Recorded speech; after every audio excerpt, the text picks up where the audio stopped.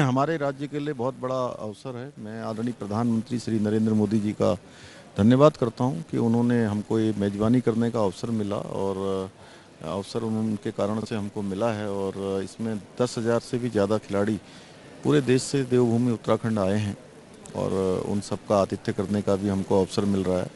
एक अच्छा अनुभव है निश्चित रूप से हमारे खिलाड़ियों के लिए, आने वाले बच्चों के लिए ये बहुत प्रोत्साहन करने वाला होगा, और उनको एक प्रेरणा देगा कि वो खेलों से जुड़ें और खेलों में आगे बढ़ें, राज्य का भी नाम रोशन करें, देश का भी नाम रोशन करें। आपने मेंशन किया 10,000 से भी ज़्यादा खिलाड़ी इन्वॉल्व हैं, तो इंफ्रास्ट्रक्चर के लेवल पे बहुत बड़े होते हैं ये गेम्स। कैसे तैयारी की आपने? हमारी सब तैयारियां बहुत पहले से ही चल रही थी, और जब से अक्टूबर 2023 में आदरणीय प्रधानमंत्री जी ने इसकी घोषणा की थी कि 38वें नेशनल गेम्स जो है देवभूमि उत्तराखंड में होंगे, तो हमने तभी से तैयारी शुरू कर दी थी। 11 स्थानों पर राज्य के अंदर 11 जगह ऐसी हैं जहां पर ये नेशनल गेम्स आयोजित हो रहे हैं। अलग अलग प्रतियोगिताएं अलग अलग स्थानों पर हो रही हैं। सभी जगह पर अच्छा स्ट्रक्चर बनाया गया है, इंफ्रास्ट्रक्चर बनाया गया है, और अच्छी खेल सुविधाएं बनाई गई हैं, जो निश्चित रूप से आने वाले समय में हमारे सभी खिलाड़ियों के लिए काम आएंगी। उनके व्यक्तित्व का विकास करने में, उनको खेल का स्थान उपलब्ध कराने में, और हर तरीके से उनकी अच्छी प्रैक्टिस होगी, जिससे कि आने वाले समय में वो एक अच्छे खिलाड़ी बनकर निकलेंगे यहाँ से। पर्यटन को भी बढ़ावा मिलता है जब बड़े गेम्स होते हैं, बड़ा टूर्नामेंट।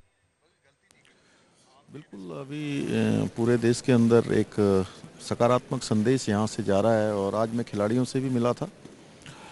मैंने उनकी भोजन व्यवस्था, आने जाने की व्यवस्था, रहने की व्यवस्था, सभी व्यवस्थाओं और प्रबंधों पर चर्चा भी की है, खिलाड़ियों से बात भी की है, और सभी लोग अभी अच्छा महसूस कर रहे हैं। एक अच्छा अनुभव लेकर वो यहाँ से जाएंगे। ये एक बड़ा मंच इसलिए भी है कि संस्कृति उत्तराखंड की है, उसे प्रस्तुत किया जा सकता है इसके ज़रिए।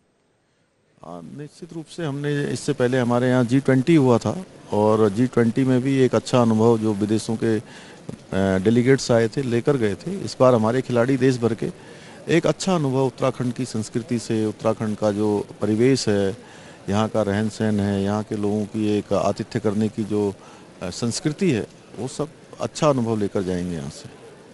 जो ट्रेडिशनल गेम्स हैं भारत के, इन नेशनल गेम्स के ज़रिए उनको भी बढ़ावा दे रहे हैं आप?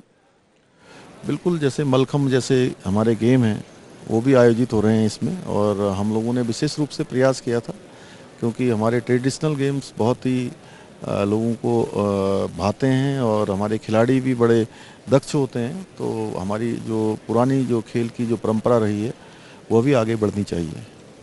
इन्हें ग्रीन गेम्स के तौर पर देखा जा रहा है, तो कैसे आप देखते हैं इसे?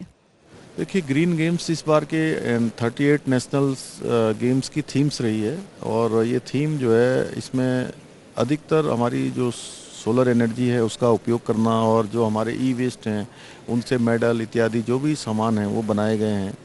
और इसमें कम से कम जो है जो हमारी ऊर्जा है उसका कम से कम खपत हो, और सौर ऊर्जा का अधिक से अधिक इसमें उपयोग हो, ये हमने पहले दिन से सुनिश्चित किया है। उसी के आधार पर इसको आगे बढ़ा रहे हैं, और इसका संदेश यह भी है कि ग्रीन गेम्स चूँकि पूरा एक संदेश देने वाला पर्यावरण संरक्षण का भी संदेश है। आप खुद आके खेलों का लुत्फ उठा रहे हैं, आप भी अभी भी इस बैडमिंटन मैच को आपने पूरी तरह से फॉलो किया। उत्तराखंड के खिलाड़ियों के प्रदर्शन पर क्या कहना चाहते हैं आप? नहीं, उत्तराखंड में बहुत हमारे यहाँ खेल प्रतिभाएं हैं, और उनके अंदर बहुत क्षमताएं भी हैं, और ये जो नेशनल गेम्स हो रहे हैं इसके बाद निश्चित रूप से हमारे खिलाड़ी आगे बढ़ेंगे। हमारे हर तरह से शारीरिक रूप से दक्ष होते हैं, हर प्रकार की हमारे पास यहाँ सुविधाएं भी अब हो गई हैं। तो उत्तराखंड के खिलाड़ियों में अपार संभावनाएं हैं, जो आगे चलकर प्रदेश और देश का नाम रोशन करेंगे। और यहाँ से आगे खिलाड़ियों को और प्रोत्साहन मिले, जो ये मोमेंटम सेट हुआ है उसे आगे कैसे लेकर जाना चाहेंगे आप? नहीं, अब ये मोमेंटम हमारा बना रहेगा, और इसके लिए मैंने कहा कि खेल स्तर पर जो अवस्थापना संरचनाएं हैं, स्ट्रक्चर है, वो बन चुके हैं, और इसको हम कंटिन्यू प्रोसेस में रखेंगे। अब आगे भी कंटिन्यूअस प्रोसेस में ये खेल हमारे चलते रहें, और जो हमारे खेल स्थान तैयार हुए हैं वो स्थान पूरी तरह से लगातार उनका उपयोग होता रहे।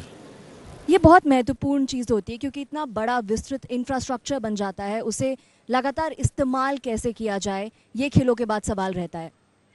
उसके लिए हमने पहले से ही प्रिपरेशन की है, और जब भी हम इतना स्ट्रक्चर बना रहे थे उसमें हमारी काफ़ी धनराशि भी खर्च हुई है, तो इसीलिए बना रहे थे कि जो है आगे चलकर हमारे खिलाड़ियों के काम आए और सतत रूप से उसका उपयोग होता रहे। आपका मैसेज क्या रहेगा खिलाड़ियों को? अभी मिडवे है गेम्स का, तो अभी आगे के जो गेम्स है उनके लिए।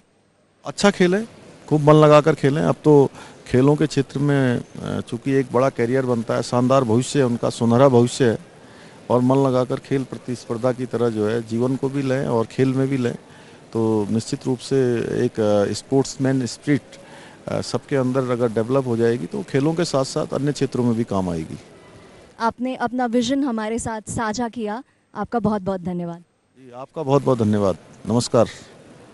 नमस्कार, और वापस चलते हैं कमेंट्री बॉक्स में।